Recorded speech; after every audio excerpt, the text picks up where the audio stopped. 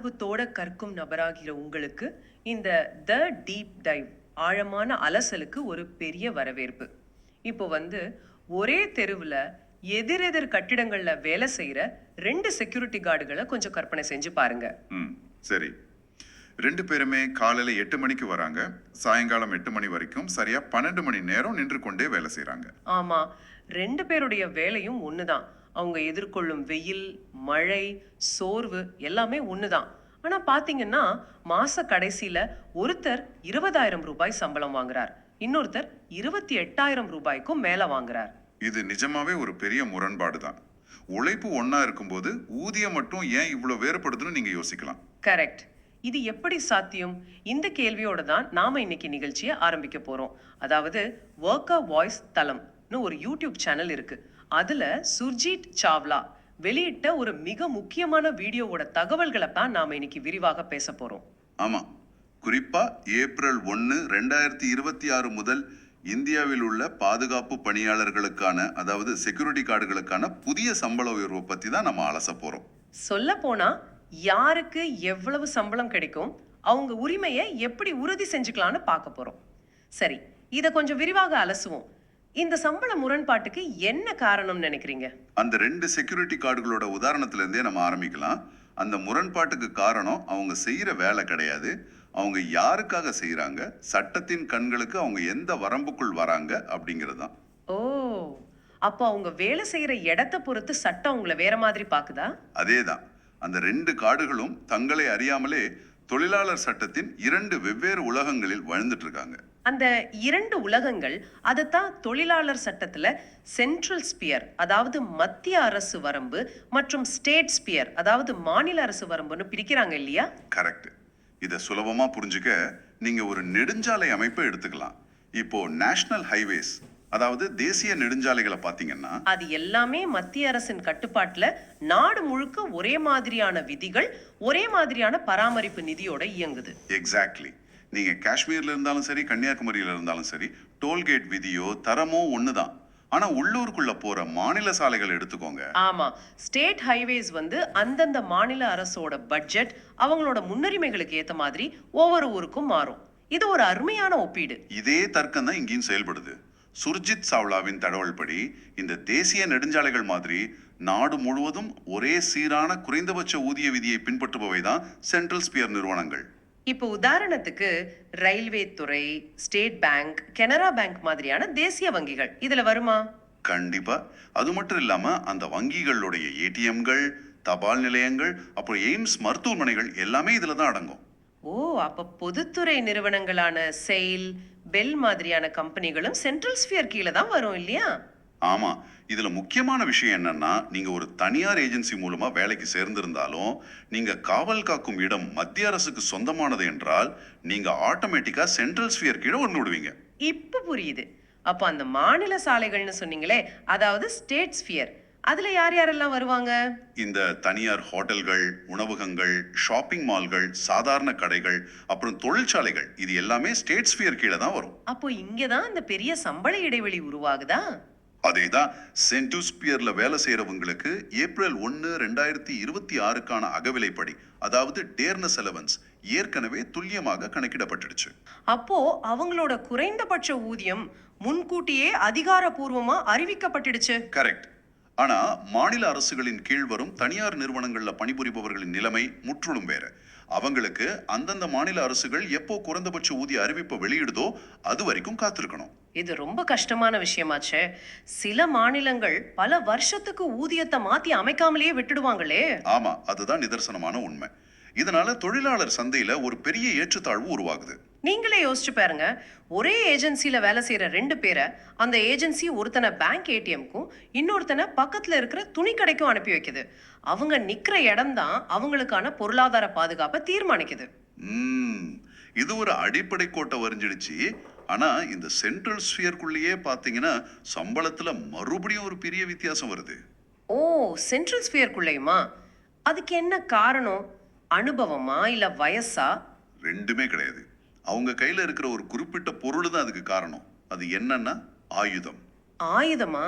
அதாவது கன் வச்சிருக்கிறத சம்பளத்தை மாத்துமா? ஆமா, தொழிலாளர் சட்டத்தின் வகைப்பாடுகள்ல இது ஒரு மிக முக்கியமான பகுதி. ஒரு செக்யூரிட்டி கார்டு ஆயுதம் இல்லாமல், அதாவது வித்தவுட் ஆர்ம்ஸ் வேலை செய்தால், சோர்ஸ் மெட்டீரியல்ல சொல்லியிருக்கிற மாதிரி அவங்க வெறும் லாத்தியோடோ அல்லது கைகளாலோ வேலை செஞ்சா சட்டம் அவங்கள திறன் வாய்ந்தவர்கள், அதாவது ஸ்கில்டு கேட்டகரி கீழே வைக்குது. அதே நபர் ஒரு துப்பாக்கி போன்ற ஆயுதத்துடன், அதாவது வித் ஆர்ம்ஸ் வேலை செய்தால் அவர் மிகவும் திறன் வாய்ந்தவர்கள் அல்லது ஹைலி ஸ்கில்டு கேட்டகரி பிரிவின் கீழ் வருவார். நிஜமாவா? அப்போ அவருக்கு கணிசமான அதிக சம்பளம் கிடைக்கும். ஆனா இங்க எனக்கு ஒரு கேள்வி வருது. சொல்லுங்க, என்ன கேள்வி? பொதுவா நாம கார்ப்பரேட் உலகத்துல ஹைலி ஸ்கில்டுன்னு ஒருத்தரை சொல்றோம்னா அவர் பல வருஷங்கள் ஒரு துறையில படிச்சிருக்காரு அல்லது பெரிய தொழில்நுட்ப அனுபவம் வச்சிருக்காருன்னு தான் நினைப்போம். ஒரு மருத்துவரையோ இல்ல சீனியர் சாஃப்ட்வேர் இன்ஜினியரையோ நாம் அப்படி சொல்லலாம். ஆமா, ஆனா இங்க ஒரு ஆயுத உரிமமும் அதை சுமக்கிற பொறுப்பும் உங்களை நேரடியாக ஹைலி ஸ்கில்ட் ஆக்கிடுது. ஒரு அரசாங்கம் ஆயுதத்தை ஏந்துவதை கல்வி அறிவுக்கு சமமான ஒரு உயர்நிலை திறனா பாக்குறது ரொம்ப ஆச்சரியமா இருக்கு. இது ஒரு நல்ல சிந்தனை தான். ஒருத்தர் கையில துப்பாக்கிய வச்சிருக்கிறதால மட்டுமே அவர் மிகவும் திறன் வாய்ந்தவராக மாறி விடுகிறாரா?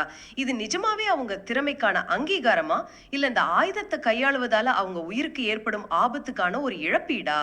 அது ஒரு மிகச்சரியான கேள்வி. சட்டம் இதை சொல்லும் வார்த்தை திறன், அதாவது ஸ்கில் என்றாலும், அதன் பின்னால் இருக்கும் உலகியல் மற்றும் சட்ட ரீதியான தர்க்கம் முற்றிலும் பொறுப்பு மற்றும் ஆபத்து சார்ந்ததுதான். இங்கிலீஷ்ல லயபிலிட்டி அண்ட் ரிஸ்க்னு சொல்லுவாங்க. அதாவது ஒரு துப்பாக்கியை கையில ஏந்துவது என்பது வெறும் உடல் உழைப்பு அல்ல, அது ஒரு பெரிய மன அழுத்தம்னு சொல்றீங்க. கரெக்ட். அந்த ஆயுதம் தவறான நபர்களின் கைகளில் கிடைக்காமல் பாதுகாக்க வேண்டும். இக்கட்டான சூழ்நிலைகள்ல அதை எப்போ பயன்படுத்தணும், எப்போ பயன்படுத்த கூடாதுங்கிற தெளிவு உங்களுக்கு வேணும். ஆமா, ஒரு சின்ன தவறு நடந்தாலும் அதற்கான சட்ட ரீதியான விளைவுகள் ரொம்ப கொடூரமா இருக்குமே. அதனாலதான் அரசாங்கம் இந்த ஹைலி ஸ்கில்ட் அப்படிங்கிற வார்த்தையை அவங்க சுமக்கும் அந்த அபரிமிதமான சட்ட மற்றும் உயிரிழப்பு ஆபத்துக்கான ஒரு குறியீடாகவே பயன்படுத்துகிறது. சரி, ஆயுதங்கள் எப்படி சம்பளத்தை நிர்ணயிக்குதுன்னு நம்ம பார்த்தோம். அபாயகரமான வேலைக்கு அதிக ஊதியம்ங்கிற தர்க்கம் இங்க வேலை செய்யுது. ஆனா இந்த சம்பள கணக்கீட்டுல இதை விட இன்னொரு சிக்கலான லேயர் இருக்கு. ஓ, புவியியல் சார்ந்த பிரிவினையை சொல்றீங்களா? ஆமாம், மத்திய அரசின் கீழ் ஒருத்தர் என்ன வேலை செய்யறாருங்கிறத விட அவர் எங்கே வேலை செய்யறாருங்கிறது அவரோட பே ஸ்லிப்பே அப்படியே மாத்தி போடுது. இது ரொம்ப முக்கியமான விஷயம். அதிகாரப்பூர்வ ஆவணங்கள்ல இந்த பணியாளர்களை வாட்ச் அண்ட் வார்ட் ஊழியர்கள்னு குறிப்பிடுறாங்க. இவங்களை அரசாங்கம் எப்படி பிரிக்கிறாங்க? இந்தியா முழுவதையும் ஒரே தராசுல வச்சு இட போட முடியாது இல்லையா? கண்டிப்பா முடியாது. மும்பையில ஒரு சின்ன அறையை வாடகைக்கு எடுப்பதும் ஒரு சிறிய கிராமத்துல ஒரு வீட்டை வாடகைக்கு எடுப்பதும் ஒன்றல்ல.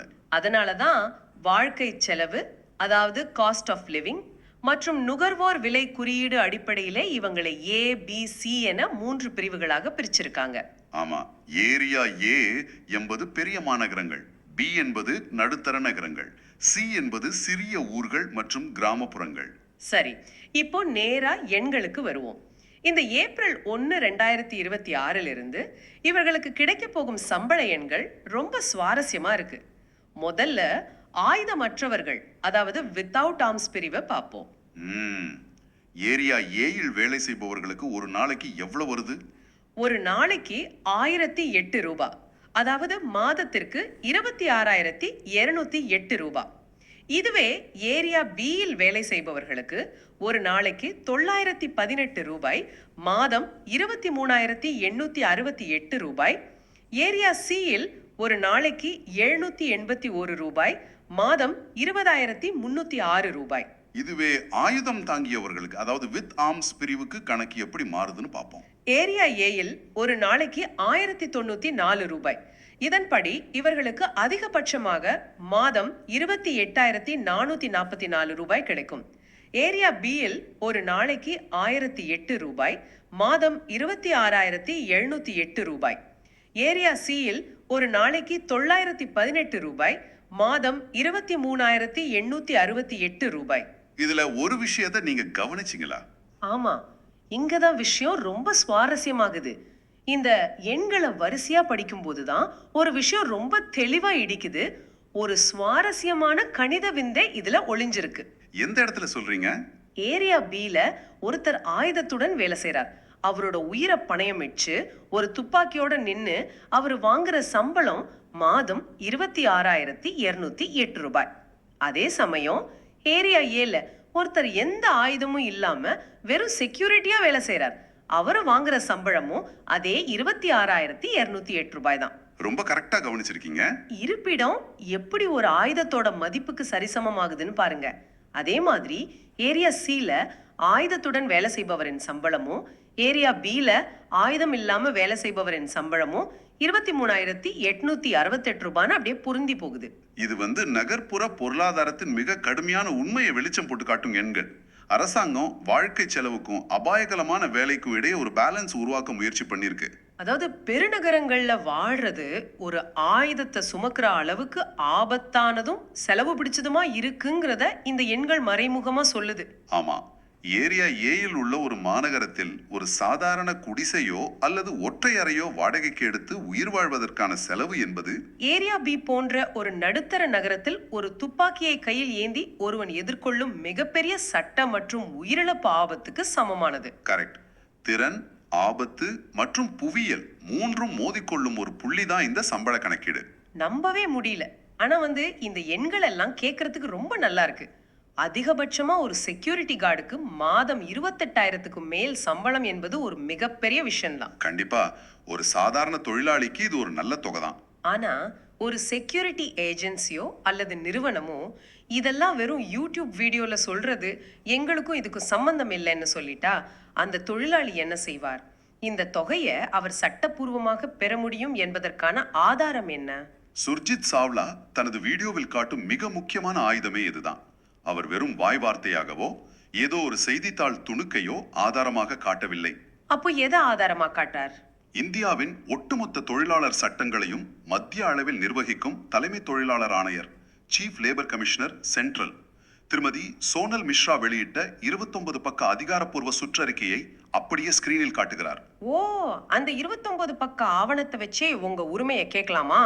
ஆனா இந்த மாதிரி அரசாங்க ஆவணங்கள்ல எந்த பக்கத்துல நம்ம உரிமைக்கான வரி இருக்குன்னு தேடி கண்டுபிடிக்கிறதே ஒரு தனி வேலையாச்சே. அது உண்மைதான். அதனாலதான் அவர் குறிப்பிட்டு அந்த 29 பக்க ஆவணத்துல பக்கம் எண் 11 சுட்டி காட்டுறார். ஓஹோ, பக்கம் 11 இந்த வாட்ச் அண்ட் வார்ட் சம்பள விவரங்கள் எந்தவித குழப்பமும் இல்லாமல் தெளிவாக குறிப்பிடப்பட்டுள்ளதா? ஆமா, அதில் ஆயுதம் இல்லாதவர்கள் மற்றும் ஆயுதம் ஏந்தியவர்கள் ஆகிய இரண்டுக்குமான தினசரி ஊதியம் மற்றும் நாம் மேலே பார்த்த அந்த 1,094 ரூபாய் என்ற அதிகபட்ச ஊதிய விகிதம் அனைத்தும் துல்லியமாக பதிவாகியிருக்கு. சூப்பர். இது மத்திய அரசு வரம்புக்கு உட்பட்டவர்களுக்கு. அப்போ ஸ்டேட் ஸ்பியர் எனப்படும் மாநில அரசு வரம்புக்கு கீழ் வரும் தொழிலாளர்களோட நிலைமை? அவங்களுக்காகவே workervoice.in தளத்தில் மினிமம் வேஜ் என்ற ஒரு தனி பக்கத்தை உருவாக்கி இருக்கிறார்கள். ஒவ்வொரு மாநிலமும் தங்கள் குறைந்தபட்ச ஊதியத்தை எப்போ எப்படி மாத்துறாங்கன்னு ஒரு சாதாரண தொழிலாளி தினமும் அரசாங்க வெப்சைட்டுக்கு போய் தேடிட்டு இருக்க முடியாது இல்லையா? ஆமா, அது ரொம்ப கஷ்டமான விஷயம். அதற்காக தான் அந்த தளத்தில் தொடர்ந்து புதுப்பிக்கப்படும் மாநில அளவிலான தரவுகளை வழங்குறாங்க. இது ஒரு பரந்த கண்ணோட்டத்துல பொருத்தி பார்த்தா இது ஏதோ சம்பள பட்டியல் சம்பந்தப்பட்ட விஷயம்னு மட்டும் நம்ம கடந்து போயிடக்கூடாது. கரெக்ட். இது வெறும் எண்களை பற்றிய செய்தி அல்ல, இது அதிகாரம் அளித்தல், அதாவது எம்பவர்மெண்ட் பற்றியது. ஆமா, இந்தியாவுல பல ஏஜென்சிகள் தொழிலாளர்களுக்கு சட்டத்தை பற்றிய விழிப்புணர்வு இல்லைன்ற ஒரே காரணத்திற்காகவே குறைந்தபட்ச ஊதியத்துல பாதியை மட்டும் கொடுத்துட்டு மீதியை தாங்களே எடுத்துக்கிறாங்க. அந்த அறியாமைதான் பல நிறுவனங்களின் லாபமாக மாறுகிறது. தொழிலாளர்களுக்கு இந்த சென்ட்ரல் ஸ்பியர், ஸ்டேட் ஸ்பியர், பக்கம் எண் 11 இதெல்லாம் தெரியாதுங்கிறது தான் அவங்களுக்கு சாதகம். ஒரு ஏஜென்சியின் மேலாளரிடம் சென்று எனக்கு சம்பளம் பத்தல, கொஞ்சம் ஏத்தித்தாங்க என்று கெஞ்சுவதற்கும், நான் ஒரு ஆயுதம் ஏந்திய ஏரியா பிஏ பணியாளர், தொழிலாளர் ஆணையரின் சுற்றறிக்கை பக்கம் 11 படி எனக்கு சட்டப்படி ஒரு நாளைக்கு 1,094 ரூபாய் தர வேண்டும், இது என் உரிமை என்று அந்த ஆவணத்தை மேஜை மீது வைப்பதற்கும் இடையே ஒரு மிகப்பெரிய உளவியல் வேறுபாடு இருக்கிறது. ரொம்ப சரியா சொன்னீங்க. இந்த தகவல்கள் தொழிலாளர்களின் கையில் கிடைக்கும் போது அவர்கள் இரக்கத்தை யாசிப்பவர்களாக இல்லாமல் தங்களின் சட்டப்பூர்வ உரிமையை கோருபவர்களாக மாறுகிறார்கள். உங்களை மாதிரி ஆர்வமா கத்துக்கிறவங்களுக்கு இது ஒரு மிக முக்கியமான செய்தி. அறிவு இங்கே அதிகாரமாக மாறுகிறது. இதுவரைக்கும் நம்ம பேசினதை அப்படியே ஒரு சுருக்கமாக பார்ப்போம். செக்யூரிட்டி கார்டு வேலை என்பது ஒன்றுதான் என்றாலும் சென்ட்ரல் ஸ்பியர் மற்றும் ஸ்டேட் ஸ்பியர் என்று சட்ட ரீதியாக 2 உலகங்கள் உள்ளன. ஆமா, அதுக்கப்புறம் ஆயுதம் இல்லாமல் வேலை செய்தால் ஸ்கில்டு, ஆயுதத்துடன் வேலை செய்தால் ஹைலி ஸ்கில்டு என்று சட்டம் அவர்களின் ஆபத்தை மதிப்பீடு செய்கிறது. கரெக்ட். அப்புறம் அவங்க வேலை செய்யும் நகரத்தின் அடிப்படையில் ஏ, பி, சி என பிரிக்கப்பட்டு ஏப்ரல் 1, 2026 முதல் ஏரியா ஏயில் ஆயுதத்துடன் வேலை செய்யும் மத்திய அரசு வரம்புக்குள் வரும் செக்யூரிட்டி கார்டுக்கு அதிகபட்சமாக மாதம் 28,444 ரூபாய் கிடைக்கும். இதற்கான தெளிவான அதிகாரப்பூர்வ ஆதாரம் தொழிலாளர் ஆணையரின் சுற்றறிக்கை பக்கம் 11 உள்ளது. எனவே இதற்கெல்லாம் என்ன அர்த்தம்? எல்லாம் வெளிப்படையா இருந்தாலும் தொழிலாளர்கள் அவங்க உரிமையை தேடி போகணுங்கிறது தான். ஆனா இதுல நாம கவனிக்க வேண்டிய ஒரு ஆழமான உண்மை ஒண்ணு இருக்கு. இந்த விதிமுறைகளும் ஆவணங்களும் எவ்வளவுதான் வெளிப்படையாக இருந்தாலும் எண்களின் பின்னால் இருக்கும் அமைப்பு எப்பொழுதும் தொழிலாளர்களை முழுமையாக பாதுகாப்பதில்லை. என்ன சொல்றீங்க? இதுல வேற எதுவும் ஓட்டம் இருக்கா? தொழிலாளர் சட்டங்களில் சில குறிப்பிட்ட கணக்கீடுகள் சப்தமே இல்லாமல் தொழிலாளர்களின் உழைப்பை சுரண்டும் விதமாக வடிவமைக்கப்பட்டுள்ளதோ என்ற சந்தேகம் எழுகிறது. ஓ, எனக்கு புரியுது. இது அப்படியே கேட்பவரான உங்களுக்கான ஒரு சிந்தனையாக நான் இங்க முன்வைக்க விரும்புறேன். ஒரு நிமிடம் இந்த எண்களை மீண்டும் கொஞ்சம் ஆழமாக உற்று பாருங்கள். சரி. நாம ஏரியா ஏஎல் ஆயுதத்துடன் வேலை செய்பவருக்கு ஒரு நாள் ஊதியம் 1094 ரூபாய் என்று பார்த்தோம். அதற்கான மாத சம்பளம் 28,444 ரூபாய் என்றும் பார்த்தோம். ஆமாம், கொஞ்சம் கணக்கு போட்டு பாருங்க. ஒரு நாளைக்கு 1094 ரூபாய்னா அதை எந்த எண்ணால் பெருக்கினால் 28,444 வரும்? விடை என்ன தெரியுமா? 26. இதில்தான் முழு அமைப்பின் தந்திரமும் அடங்கி இருக்கிறது. ஒரு மாதம் என்பது பொதுவா 30 அல்லது 31 நாட்கள் கொண்டது. ஆனால் தொழிலாளர் துறை ஒரு மாத சம்பளத்தை கணக்கிடுவது வெறும் 26 நாட்களுக்கு மட்டும்தான். அப்ப அந்த மீதமுள்ள 4 அல்லது 5 நாட்களுக்கான நிலை என்ன? அந்த நாட்கள் தான் ஒரு தொழிலாளிக்கான வாராந்திர விடுமுறை நாட்கள், ஞாயிற்றுக்கிழமைகள் அல்லது சுழற்சி முறையிலான விடுமுறைகள். கரெக்ட். ஒரு நிரந்தர ஐடி ஊழியரோ அல்லது அரசு ஊழியரோ மாத சம்பளம் வாங்கினா அவர் ஞாயிற்றுக்கிழமை வீட்டில் குடும்பத்தோட ஓய்வெடுத்தாலும் அந்த நாளுக்கும் சேர்த்து தான் அவருக்கு சம்பளம் வழங்கப்படும். அவருக்கு அது பெய்ட் லீவ். ஆனா குறைந்தபட்ச ஊழியர் அமைப்பை பொறுத்தவரை இந்த 26 நாள் கணக்கீடு என்பது ஒப்பந்த தொழிலாளர்களுக்கான வார இறுதி ஓய்வு நாட்களை சம்பளமில்லாத விடுமுறையாக, அதாவது அன்பெய்ட் ரெஸ்ட் டேஸாக மறைமுகமாக மாற்றிவிடுகிறது. இதை இன்னொரு கோணத்துல பார்த்தா இந்த அமைப்பு ஒரு தொழிலாளியின் மனித தன்மையை நிராகரிக்கிறது. நீங்கள் உங்கள் உடலை ஒரு எந்திரம் போல வேலை செய்யும் இடத்தில் நிறுத்தி வைத்திருக்கும் அந்த மணி நேரங்களுக்கு மட்டுமே உங்களுக்கு ஊதியம். நிஜமாவே இது கொடுமைதான். ஒரு மனிதனாக உங்கள் சோர்வை போக்கிக் கொள்ள, உங்கள் குடும்பத்துடன் செலவழிக்க உங்களுக்கு ஓய்வு தேவை. ஆனால் அந்த ஓய்வு நேரத்திற்கு எந்த பொருளாதார மதிப்பும் கிடையாது என்ற ஒரு கடுமையான உண்மையை இந்த 26 என்ற எண் உணர்த்துகிறது. ஆமா, ஒரு மாத சம்பளம் என்ற வார்த்தையின் உண்மையான அர்த்தம் என்ன என்பதை இது அப்படியே மாற்றி விடுகிறது. மாத சம்பளம் என்று நாம் நம்பிக்கொண்டிருப்பது உண்மையில் 26 நாள் உழைப்புக்கான தினக்கூலியின் மொத்த தொகுப்பு மட்டுமே. ஒரு மாதத்தில் நீங்கள் சுவாசிக்கும், உயிர் வாழும் மீதமுள்ள 4 நாட்கள் பொருளாதார ரீதியாக கணக்கில் எடுத்துக்கொள்ளப்படுவதே இல்லை. இந்த 26 நாள் கணக்கீடு தொழிலாளர் உரிமைகளின் பார்வையில் நியாயமானதான் நம்ம யோசிக்கணும். உழைக்கும் மனிதனின் ஓய்வு என்பது ஊதியத்திற்கு தகுதியற்ற ஒன்றா? இதை பற்றி நீங்கள் என்ன நினைக்கிறீர்கள் என்பதை சிந்தித்து பாருங்கள். இது போன்ற மற்றொரு சிந்தனையை தூண்டும் தகவல்களோடு மீண்டும் சந்திப்போம்.